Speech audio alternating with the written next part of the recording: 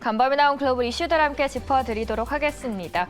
휴, 오늘은 이렇게 크게 한숨을 고르면서 시작을 해보도록 하겠는데요. 그 이유는 러시아에서 발사된 것으로 추정되고 있는 미사일의 두 발이 폴란드 영토 내에서 떨어지면서 2명이 사망했다는 보도가 전해졌기 때문입니다. AP통신에서는 러시아로 추정된다라고 이야기를 하고 있고 폴란드 총리도 즉시 긴급 국가안보위원회를 소집했고 트위터를 통해서 전했습니다.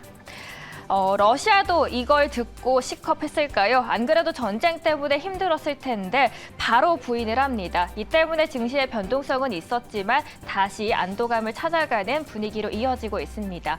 오늘 증시에서도 지정학적 리스크로 어떻게 작용할지 한 번쯤 참고해 보시면 좋겠습니다.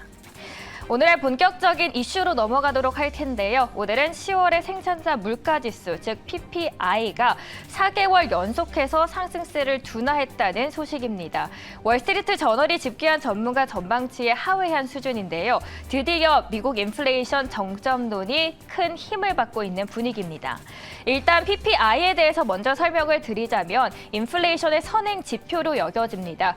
그래서일까요? 월가에서는 이번 PPI 결과에 대해서 굉장히 큰 관심을 쏟았습니다.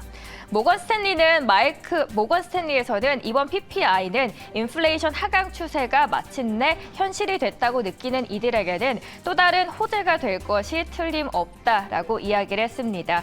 PPI가 인플레이션 둔화 흐름을 재확인하면서 미국 연준이 다음 달 금리 인상 속도 조절에 나설 것이라는 기대 역시 강화가 됐습니다.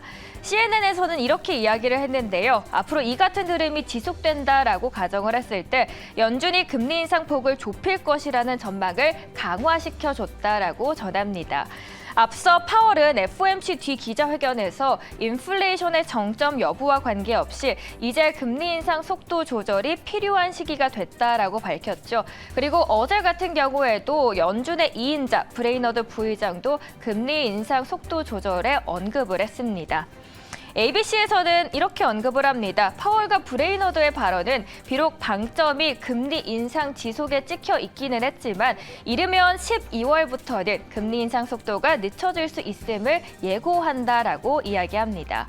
요즘 기분이 좋은 바이든도 미소를 띠면서 한마디를 했네요. 새벽에 PPI 발표 직후에 성명을 통해서 바로 이렇게 말씀을 남겼는데 요즘 기본적으로 나의 경제 정책이 결과를 보이고 있고 우리는 튼튼한 위치에서 세계적인 경제 위기에 대응하고 있다라고 하면서 우쭐하는 모습입니다.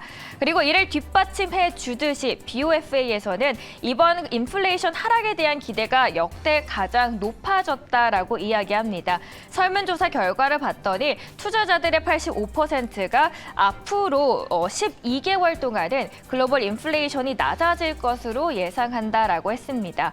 다만 인플레이션이 하락한다고 해서 더 이상 걱정이 없다는 의미는 아니겠죠. 설문조사에서 투자자들의 32%는 아직 높은 인플레이션이 가장 큰 테일 리스크, 즉 일어날 확률이 적지만 일어나게 되면 큰 충격을 가져올 수 있다라고 경고를 합니다. 제가 외신을 쭉 팔로우를 하다 보면 집요하게 한 부분에 대한 내용이 소개되는 경우가 있습니다. 요즘에는 채권 투자 관련 소식이 그런 경우처럼 느껴지고 있는데 사실 금융시장이 안정되기 위해서는 가장 먼저 필요한 것은 금리입니다. 아무래도 금리가 흔들리게 되면 시장도 같이 동요가 되기 때문인데 오늘도 파이낸셜 타임스에서 펀드 매니저들이 채권으로 돌아오고 있다는 소식을 전했습니다. 연준 피복 기대가 증가하고 있는 게 여기에서는 중요한 배경이 되고 있고요.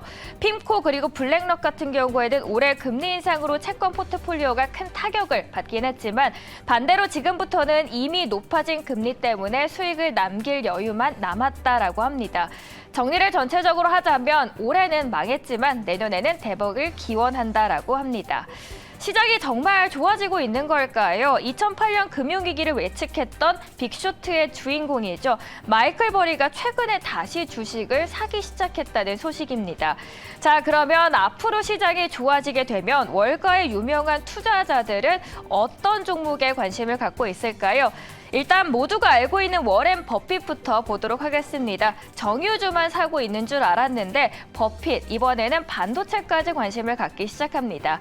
그래서 어떤 종목을 샀을까 보니 제가 미국의 증권거래위원회를 찾아봤는데 대만의 TSMC를 매수했다는 소식입니다.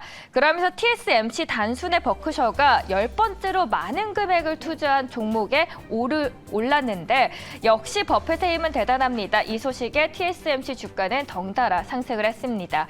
그런데 버핏이 이번 결정 투자자들로부터 특히 많은 관심을 쏟아붓고 있는데 그 이유가 버핏이 빅테크 기업에 이렇게 많이 투자하는 스타일이 아니기 때문입니다. 아니 정확히 말씀을 드리자면 지난 6년간 빅테크 기업을 대량 매수한 적이 단 한 번도 없었고요. 반대로 생각을 해보자면 정말 큰 확신이 있지 않는 이상 버핏은 빅테크 기업을 사지 않는다는 뜻으로도 해석할 수 있겠습니다.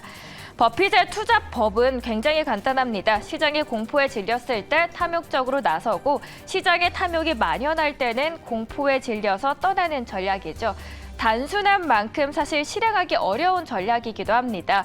이 전략의 반도체 업종의 시사하는 바도 간단합니다. 지금 반도체 업종은 공포에 질려 있다라는 뜻이겠죠. 실제로 국내 대표 반도체 기업 삼성전자 그리고 SK하이닉스는 여전히 큰 재고 부담을 겪고 있는 상황입니다. 앞으로 반도체의 운명 제2의 옥시덴탈이 될지 함께 지켜보시면 좋겠습니다.